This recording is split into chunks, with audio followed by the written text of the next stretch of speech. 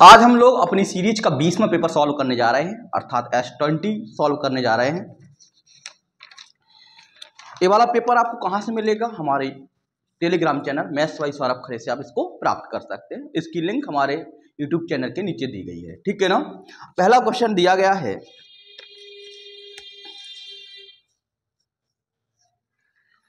छह घंटियों ने एक साथ बजना शुरू किया और वे क्रमशः 4, 8, 10, 12 और 18 और 20 सेकंड के अंतराल बजती हैं। एक बार बजना शुरू होने के बाद अगले 30 मिनट में घंटियां कितनी बार साथ में बजेंगी? 6 bells start ringing simultaneously and they ring at intervals of 4, 8, 12, 10, 12, 18 and 20 seconds respectively. Once the ringing starts, how many times will the bell ring together in next 30 minutes?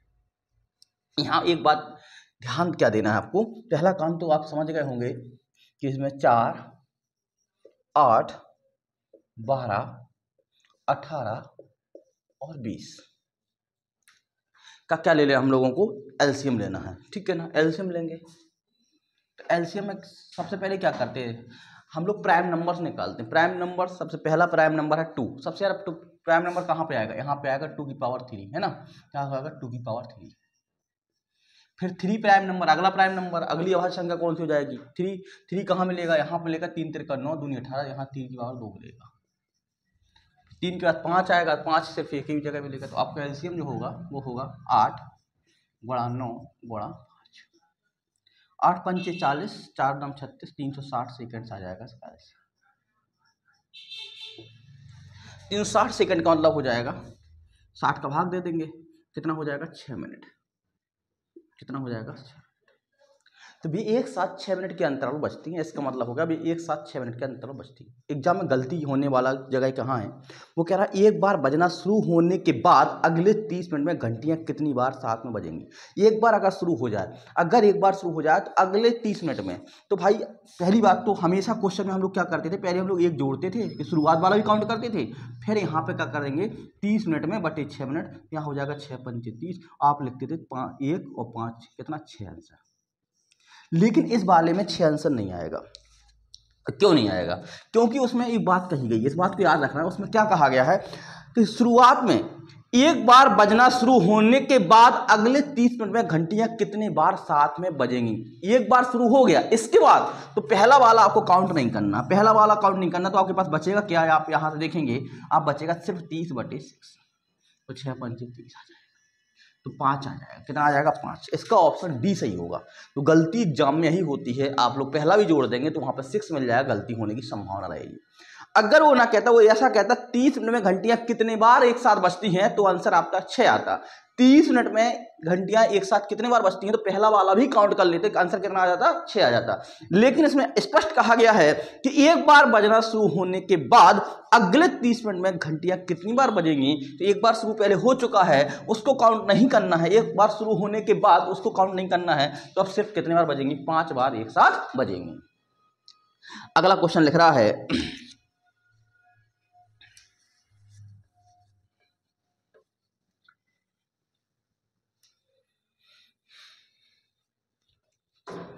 दूसरा नंबर क्वेश्चन लिखा गया है, हरी ये काम का 25% हिस्सा 5 दिनों में कर सकता है। मतलब 25% हिस्सा 5 दिनों में कर सकता है। 100% हिस्सा कब करेगा वो? 25 चौको 100, 5 चौको 20 दिन में करेगा। भाई 25% काम करता है 5 दिनों में, 100% करेगा 20 दिनों में, स्वाभाविक बात है।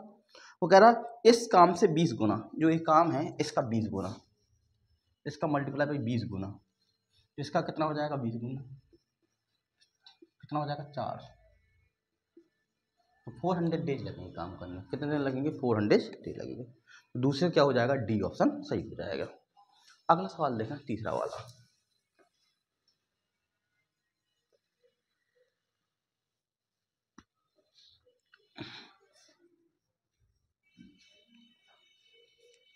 लिख रहा है 11.96 गुणा 11.96, एक इन्होंने संख्या लिखी है 96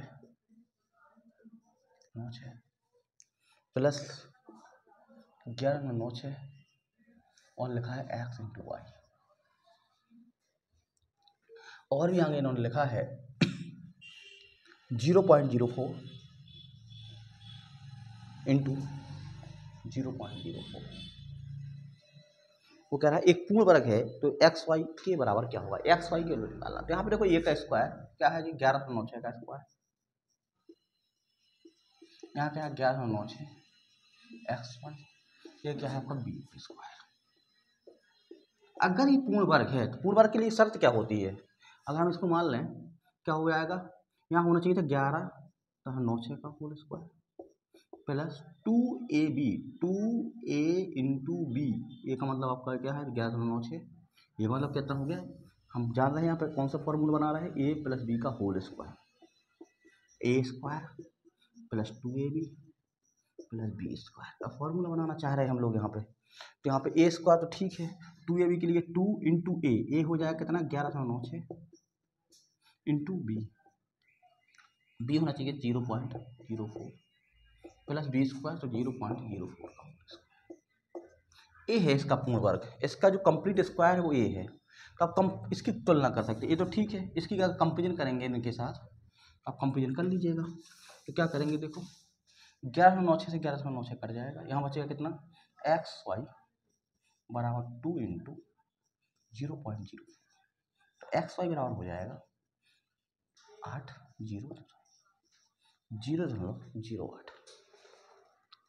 ऑप्शन इसका हो जाएगा सी वाला, ऑप्शन क्या हो जाएगा सी वाला। यहाँ पर 2ab लगाना, क्या लगाना 2ab A square plus B square plus 2ab, ठीक है ना। अगला सवाल है चौथा नंबर,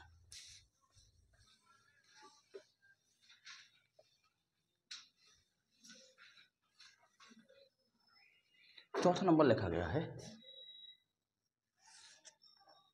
एक कक्षा में लड़कियों का औसत प्राप्तांक 73 है तथा लड़कों का औसत प्राप्तांक 71 है, तो पूरी वर्ग का औसत प्राप्तांक 71.8 है, तो लड़कों का परसेंट बताना है।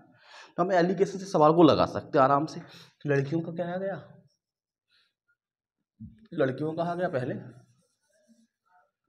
गर्ल्स हो गए फिर बॉय हो गए। लड़कियों का औसत है 73 और लड़कों का है 71। पूरी वर्ग का औसत प्राप्तांक 71.8, पूरी वर्ग का औसत कितना है 71.8। बात क्लियर हो पा रही। हम लोग यहाँ क्या करेंगे, यहाँ हो जाएगा 71.8 माइनस 71 और यहाँ कितना हो जाएगा 73 माइनस 71.8। बात क्लियर हो पा रही है। बीच में रहेगा वो एवरेज का काम करेगा, कहीं ना कहीं इन दोनों के बीच में रहेगा, एक से बड़ा होगा एक से क्या होगा छोटा होगा। इसको घटा दीजिए तो यहाँ आएगा 0.8 और यहाँ आएगा 8 1.2, कितना आ जाएगा 1.2, काट दीजिएगा। यहाँ हो जाएगा कितना 4 दूनी 8 4 3 12 2:3। लड़कियों की संख्या 2 है तो लड़कों की संख्या होगी 3। पूछा गया लड़कों का परसेंटेज, लड़कों का क्या पूछा गया प्रतिशत, कितने लड़के हैं, तो लड़कों का जो 22% होगा वो कितने लड़के हो गए हमारे पास 3, कितने में से टोटल कितने हो गए 3 और 2 5 5 20 20 30 60%, कितना हो जाएगा 60%। अगला सवाल है 5 नंबर,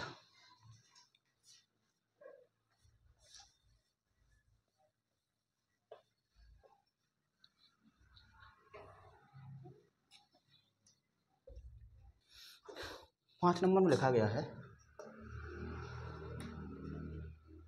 110/x, x का मतलब गुणा 42/5 बराबर कह रहा 840। 42 दूनी 84, 20 बार चला जाएगा, 0 0 कट जाएगा, यहाँ बचेगा 11/5x बराबर 10x बराबर कितना हो जाएगा 11, तो x हो जाएगा 11/10। तो ऑप्शन क्या हो जाएगा बी, 5 में कितना हो जाएगा बी। छठवां नंबर देखिएगा,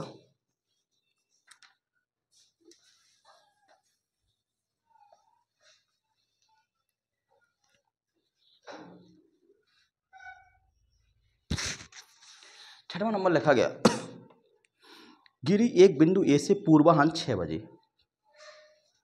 गिरी एक बिंदु ए से, गिरी जो है बिंदु ए से 6 AM पे, पूर्वाह्न मतलब AM, 20 किलोमीटर प्रति घंटे की चाल से चलता है, 20 किलोमीटर प्रति घंटा की चाल से चलता है, ठीक है ना। और गौतम बिंदु बी से पूर्वाह्न 7 बजे 10 किलोमीटर प्रति घंटे गति से निकलता है। वे दोनों एक दूसरे की ओर यात्रा कर रहे हैं, वे दोनों एक दूसरे की यात्रा कर रहे हैं, भी यहाँ है इसका मतलब, यहाँ से गिरी निकल रहा था और यहाँ से कौन निकल रहा है, गौतम निकल रहा है। ये गिरी है, यहाँ गौतम है, यहाँ से गौतम निकल रहा है। गौतम 7 AM पे निकल रहा है, गौतम 7 AM पे निकल रहा है और 10 किलोमीटर प्रति घंटे गति से निकलेगा, 10 किलोमीटर प्रति घंटे गति से निकल रहा है। ए और बी के बीच की दूरी 100 किलोमीटर है, तो भी दोनों कितने बजे मिलेंगे, ए और बी के बीच की दूरी जो है 100 किलोमीटर है।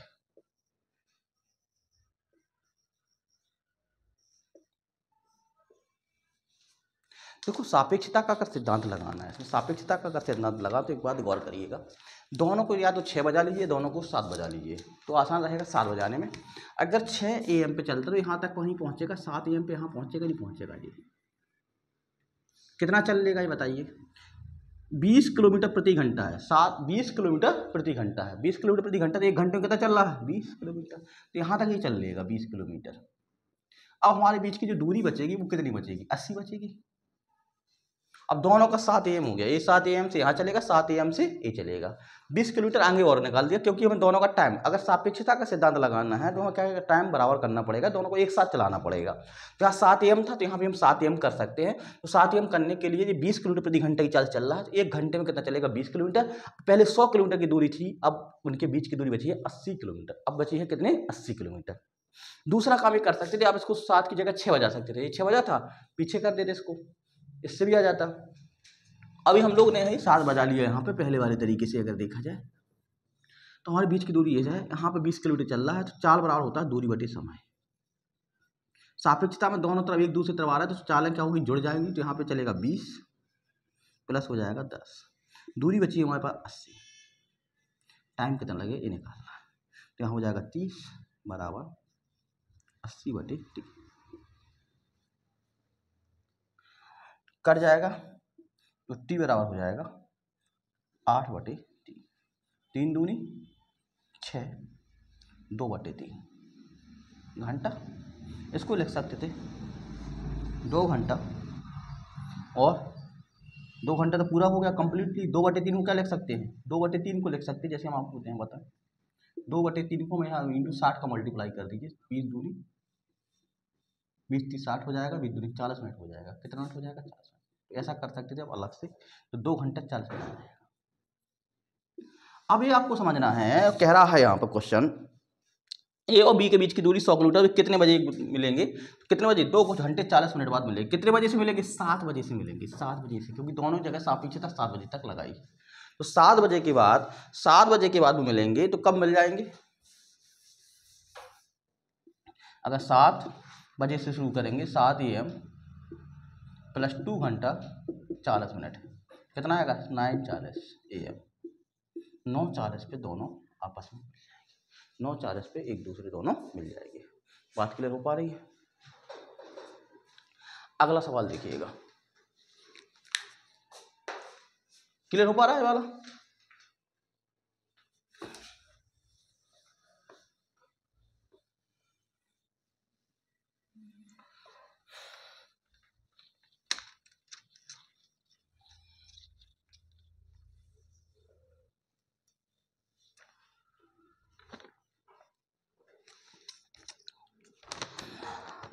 अगला क्वेश्चन है, एक यहाँ पे ग्राफ दिया गया है, वो कह रहा है look at the given bar chart which gives information about India's export and imports in different years, values are in the crores of rupees.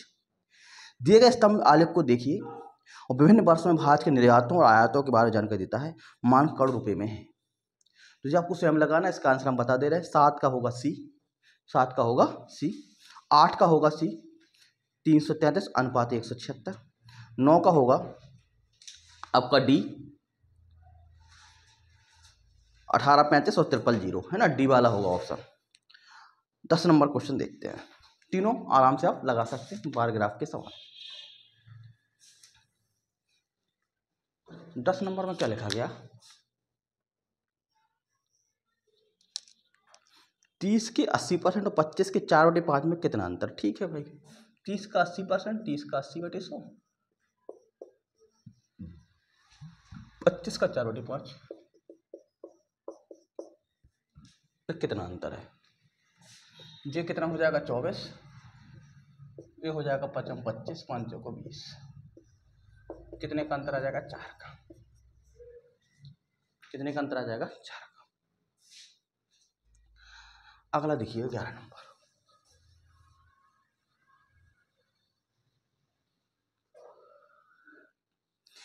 एक अच्छा सवाल है। 600 ग्राम, 420 ग्राम और 780 ग्राम वजन के 3 चॉकलेट। क्वेश्चन नंबर 11, 600 ग्राम, 420 ग्राम और 780 ग्राम, 3 चॉकलेट बार्स को एक समान वजन के छोटे छोटे टुकड़ों में काटा जाता है। समान वजन होना चाहिए, छोटे छोटे टुकड़ों में काटा जाता है।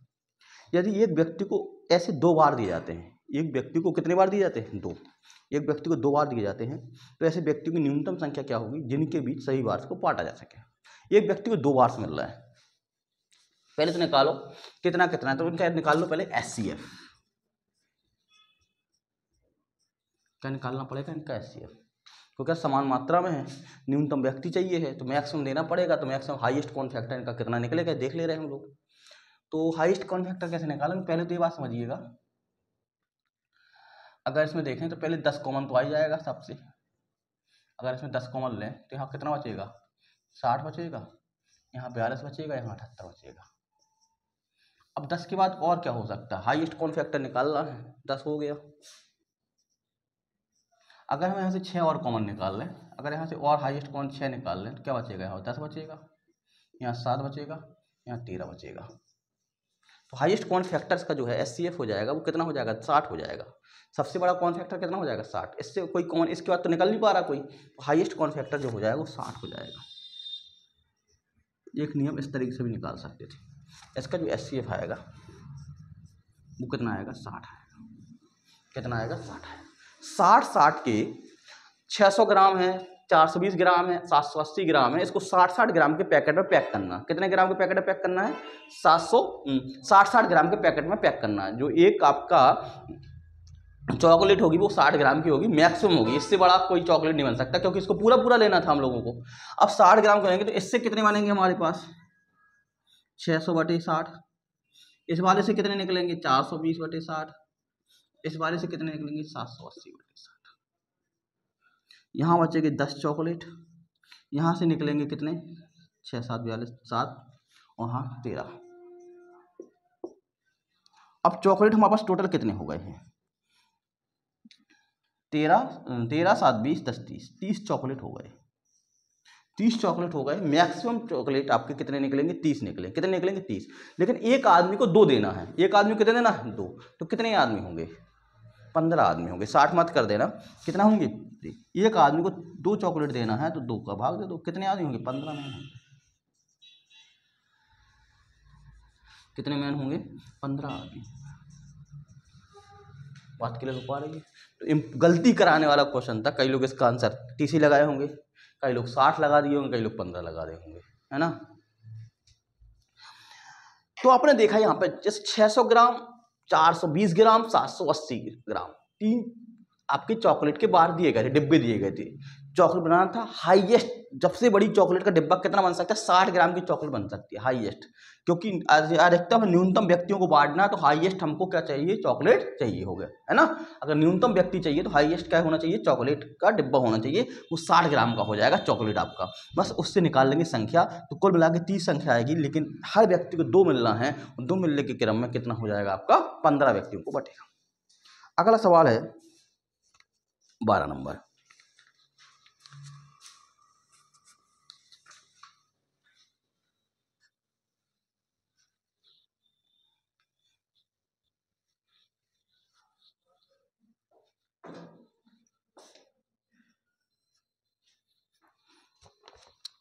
एक्स और वाई किसी काम को 12 दिनों और 10 दिनों में पूरा कर सकते हैं। एक्स और वाई, एक्स करता है 12 दिन में, इसकी कार्य क्षमता 1/12 हो जाएगी। वाई कर सकता है 10 दिन में, इसकी कार्य क्षमता 1/10 हो जाएगी। आगे लिख रहा है जेट की मदद से एक्स वाई के साथ मिलकर 6,000 रुपये के कुल वेतन में से इस काम को 5 दिनों में पूरा कर सकते हैं, तो जेट को उसके काम के हिस्से का कितना वेतन। उन्होंने क्या किया, तीनों ने मिलकर के 5 दिनों में काम निपटा दिया। तो 5 दिन किसने काम किया, एक्स ने, प्लस 5 दिन किसने किया, वाई ने, और 5 दिन किया जेड ने, और काम कंप्लीट हो गया। एक्स की क्षमता 5/12 प्लस इसकी 5/10 प्लस 5 जेड बराबर कितना हो जाएगा। यहाँ पे जेड की क्षमता निकल आएगी, 5 जेड बराबर हो जाएगा 1 - 5/12। यहाँ काट दो, 1/2 बचेगा, -1/2। अगर आप एलसीएम लेना चाहें यहाँ पे तो कितना आएगा, 12, यहाँ 12, 5, 2, 6, 12, तो 5 जेड बराबर हो जाएगा, 5 जेड बराबर हो जाएगा कितना आपका, 5 दिन में किया था काम, 12, 1 12, 2 6 12, ठीक है, 6 5 11, 1/12। जेड की जो कार्य क्षमता वो 1/60, 1/60 है। 5 दिन में कितना काम किया, 12 दिन, 1/12 काम किया, बस यही निकाल लो, यही निकालने जरूर नहीं। 5 दिन में कितना काम किया जेड ने, 1/12 काम किया, नहीं किया। 5 दिन में जेड ने कितना काम किया, 1/12 काम किया, यही तो निकालना है। 5 दिन की वेतन उसको 1/12 भाग की मिलेगी, तो यहाँ पे उसको जो वेतन था वो कितना था, 6,000 रुपये के। 6,000 का जेड को मिलेगा कितना, 6,000 का जेड को मिलेगा 1/12, 12 25 60, 500 रुपये। 5 दिन का काम 1/12 है। 5 दिन का जेड का काम कितना है, 5 जेड बराबर 1/12 है, कितना मिल जाएगा, 500 रुपये। अगला क्वेश्चन देखिएगा 13 नंबर।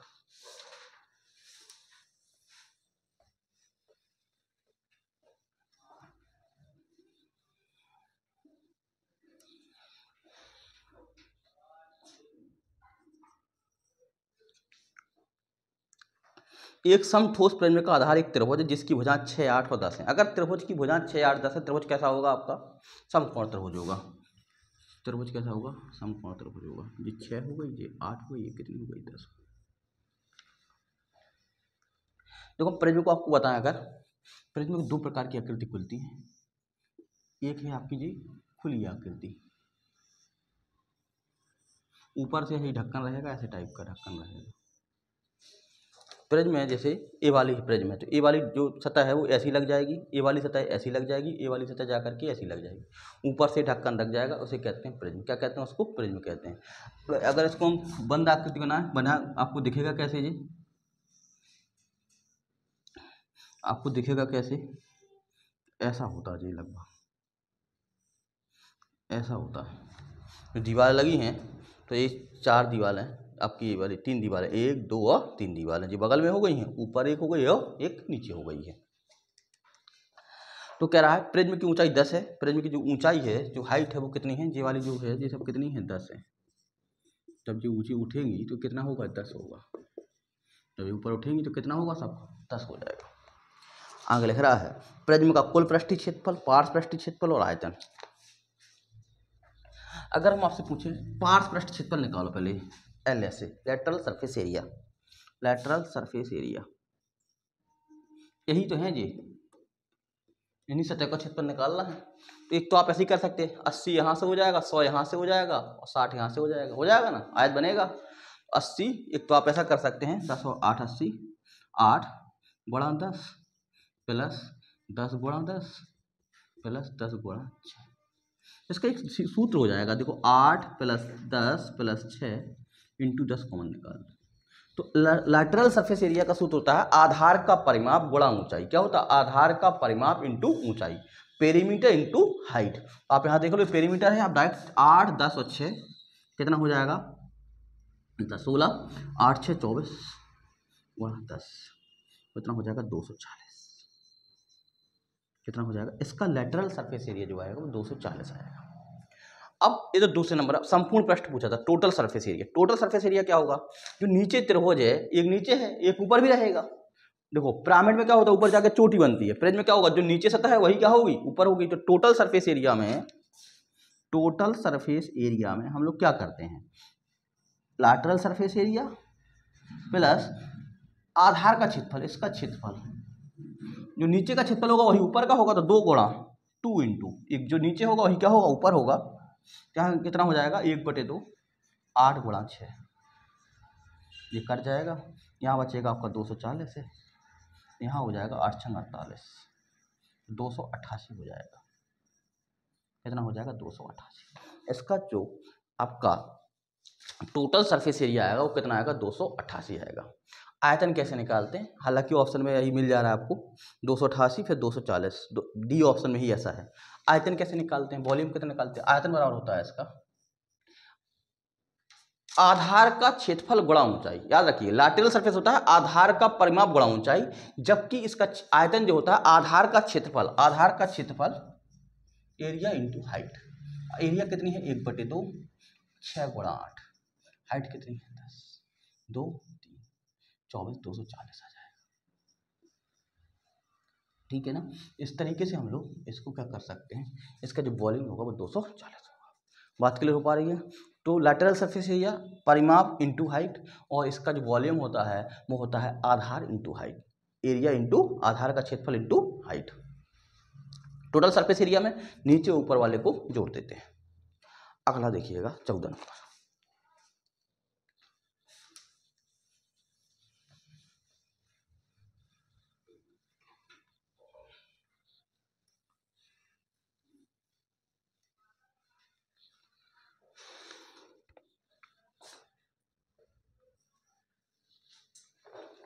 एक दुकानदार को 1395 रुपये में घड़ी को बेचने पर 29.1616 की 29.16% क्या होता है जी,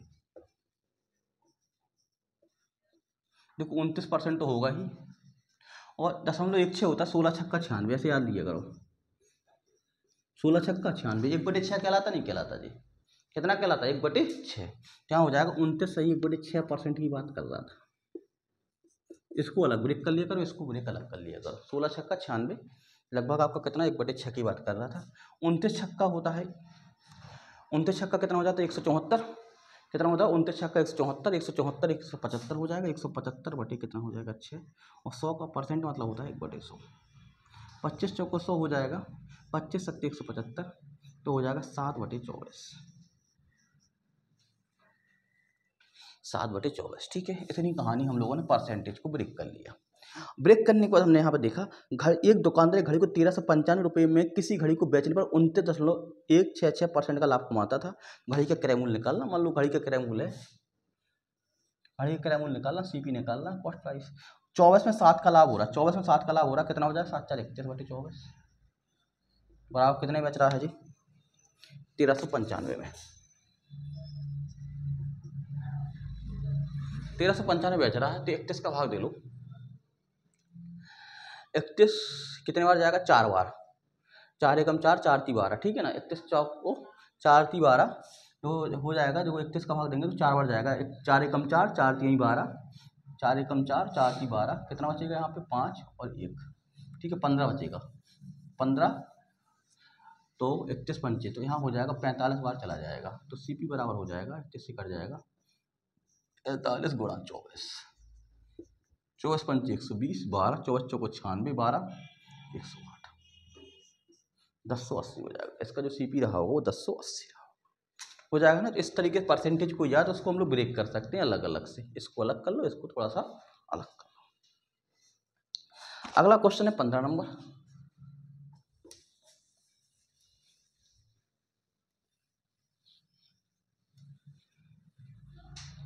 पंद्रह नंबर में लिखा गया है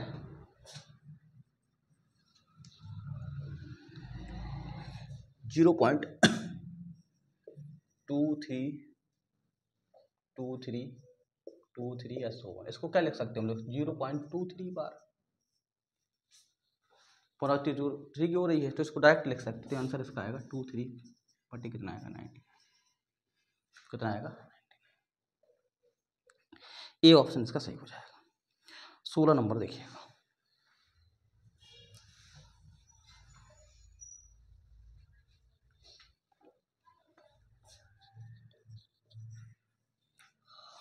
किसी पैमाने की सबसे बड़ी संभावित लंबाई कितनी हो सकती है? जैसे 12 मीटर, 12-20 सेंटीमीटर और 4-20 सेंटीमीटर। यहाँ कितना हो जाएगा? अब देखो ऐसे सवाल में क्या करेंगे, या तो पूरे को मीटर में बदल या सेंटीमीटर में। सेंटीमीटर बदलना आसान रहेगा। 1200 क्या लिख सकते हैं? 1200 सेंटीमीटर प्लस 20 सेंटीमीटर। 1 मीटर में कितने सेंटीमीटर? 100। यहाँ कितना हो जाएगा आपका? 1220 सेंटीमीटर। यहाँ कितना हो जाएगा? 4 मीटर, मतलब 400 प्लस 20 सेंटीमीटर हो जाएगा 420 सेंटीमीटर। इसका निकालना है हमको HCF। अगर HCF निकालने का पहले तो जो कॉमन निकाल पाओ उसको निकाल लो। पहले कॉमन क्या निकाल रहा है? निकालने के लिए 10 कॉमन तो निकल रहा है। 10 कॉमन निकालेंगे तो क्या बचेगा? यहाँ पे 122, यहाँ बचेगा 42। और क्या निकल रहा है? अब इसके बाद 2 कॉमन निकल रहा, 2 निकाल दो, यहाँ बचेगा 2 6 12 2। अब कोई कॉमन निकल रहा क्या इसमें से? नहीं निकल रहा। तो इसका हाईएस्ट कॉमन फैक्टर कितना हो गया? 20 हो गया। ये इसका HCF कितना होगा? 20। क्या आएगा? सेंटीमीटर, क्योंकि सेंटीमीटर था। सटीकता से मापी जा सकती है। 20 सेंटीमीटर को सटीकता से नापा जा सकता है, इसमें कोई दशमलव वगैरह नहीं आएगा। अगला सवाल समझिएगा, 17 नंबर।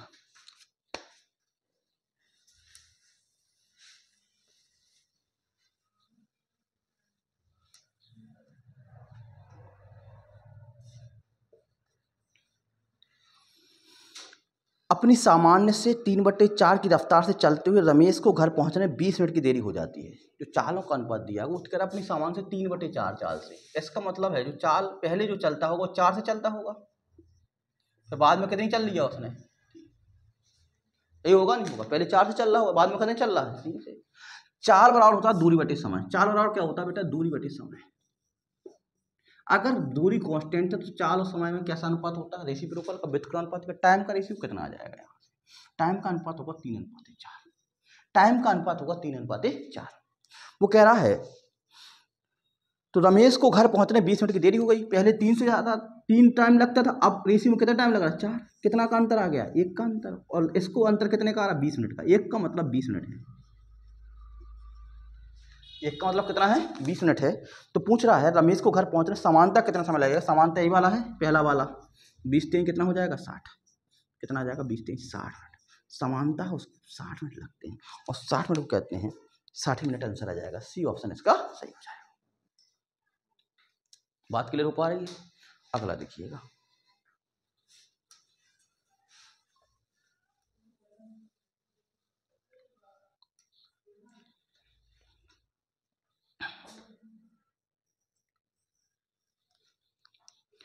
साठ के गुणनखंडों की संख्या ज्ञात कीजिए। 60 के गुणनखंड कैसे होगा? संख्या कैसे करते हैं? 60 क्या लिख सकते हैं हम लोग? कितने 2 मिलेंगे 60 में? 2 दूनी 4, 4 और 4 × 12 × 60 यही मिलेंगे। इसको 2 दूनी 4, 2 दूनी 4, 2 मिलेंगे। 2 दूनी 4, 12 × 60, 1 5 मिलेगा। जब गुणनखंड निकालते हैं तो हम यहाँ पे क्या करेंगे? 0 से काउंट करते हैं। 0 1 2 कितने हो जाएंगे? यहाँ पे 3। 0 से काउंट करेंगे कितने हो जाएंगे? 2। 0 से काउंट करेंगे यहाँ कितने हो जाएंगे? 0 और 1 कितने हो जाएंगे? 2। गुणनखंडों की संख्या जो होगी 3 दूनी 6 दूनी 12। गुणनखंडों की जो संख्या होगी वो कितनी हो जाएगी? 12। तो 18 का ऑप्शन डी हो जाएगा। अगला देखिएगा 19 नंबर।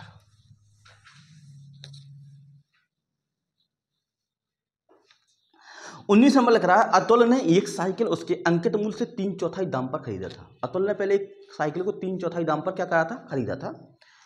उससे उसके अंकित मूल्य से 20% ज्यादा पर बेच दिया। जब 2 बार कंडीशन हो, एक बार खरीदा गया फिर क्या गया? बेचा गया। तो आपको 2 बार ऐसा लिखना है, MP SP और CP। फिर यहां लिख लो MP SP और CP। अच्छा, अतुल ने खरीदा था, ये जी अतुल है जी, सब अतुल कर रहा है यहाँ पे। अतुल ने खरीदा था तो इस वाले ने बेचा होगा नहीं बेचा होगा? पहले वाले ने बेचा होगा। तो ये वाली बातें दोनों आपस में कैसी होती है बेटा? बराबर होती हैं। इस वाले व्यक्ति ने बेचा होगा तो अतुल ने क्या किया होगा? खरीदा होगा। इस वाले ने बेचा होगा तो अतुल ने क्या किया होगा? खरीदा होगा। अब वो क्या कह रहा है? अतुल ने एक साइकिल उसके अंकित मूल्य से 3/4 दाम पर खरीदा। 3/4 दाम पर खरीदा मतलब 3/4 दाम पर, 3/4 का मतलब हो गया 3/4। 4 की चीज को कितने में खरीदा उसने? 3 में। 4 की चीज को कितने में खरीदा? 3 में। इसने बेचा होगा 3 में, अतुल ने क्या किया होगा? खरीदा होगा। तो यहां भी कितना आ जाएगा आपका? 3। परसेंटेज से निपटने के लिए यहाँ पे 2 जीरो लगा दे रहे। अगर ये 400 की होगी कितना होगा? 300। 300 में इसने बेचा होगा, 300 में इसने क्या किया होगा? खरीदा होगा। आगे क्या लिख रहा है? और उसे उसके अंकित मूल्य से 20% ज्यादा दाम पर बेच दिया। अब उसने उसके अंकित मूल्य कितना था? 400। 20% ज्यादा पर बेचा उसने। अतुल ने बेचा ना, ये 20% ज्यादा, तो 20% ज्यादा पर बेच दिया। तो 400 का 20% होगा कितना? 10% होगा 40, 80 हो जाएगा। कितना हो जाएगा? 80। समझ में आ रही बात? 400 का 10% 40 होगा, तो 20% कितना होगा? 80 होगा, तो हो जाएगा 480। अतुल ने खरीदा था 300 में, बेच दिया कितने में? 480 में। खरीदा कितने में? 380 में, और बेच दिया कितने में? 480 में। अब वो कह रहा है लाभ परसेंट बताइए। लाभ परसेंट बता सकते हैं, तो प्रॉफिट परसेंट बराबर हो जाएगा अतुल का 180/300 गुणा 60% का लाभ उसने प्रॉपर कमा लिया। कितने परसेंट का लाभ कमाया? 60% का। 20 नंबर सवाल देखिए।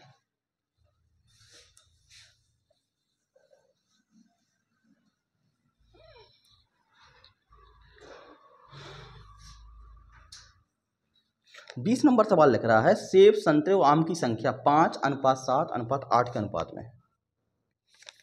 5:7 कह रहा है किस किस की है? एप्पल, ऑरेंज और मैंगो। कह रहा है फल विक्रेता फलों की संख्या में 40%, ये 40% कह रहा है वृद्धि, और 50% वृद्धि,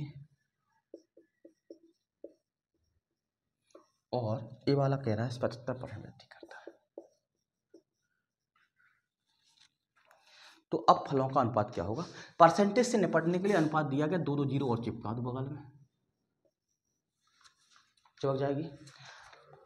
देखो 10% समझिएगा, 3 बातें आपको समझना। 1% होता है 1/100, 10% होता है 1/10, और 100% होता है। इतनी बात आपको क्लियर होना चाहिए। 1% 1/100, 10% कितना होगा? 10% 1/10, और 100% होता है 1। अगर ये बात क्लियर हो पाई, 40%, तो 10% कितना होगा? 50 पंचों को 20, 200 बढ़ेगा। इसका कितना बढ़ेगा? 200। कितना हो जाएगा? 700। 50% तो 50%, 350 बढ़ जाएगा, 350 1050 हो जाएगा। 75% कितना होगा भाई? 800 का 25% कितना होगा? चौथाई। चौथाई कितना होगा? 200। 2 3 600 बढ़ा दो, 1400 हो जाएगा। कितना हो जाएगा? 1400। और जिसको नहीं आ रहा तो 800 का 175/100 कर लेना, रेसी बना दो, 0 से 0 0 काट दो। और कोई कट रहा? देखो 5 से तो कटेगा, 5 से कटेगा तो कटेगा 14 पंचे 70, 5 21 पंचे 105, और 5 28 पंचे 140। अब 7 से काट दो, 7 दूनी 14, 7 21, 7 चौको 28। 2:3 कितना हो जाएगा? 4 हो जाएगा। ऑप्शन डी सही हो जाएगा। तो इस तरीके से हम लोगों ने 20 वाले क्वेश्चन आपको सॉल्व कर लीजिए। आज के लिए इतना ही। Thank you so much.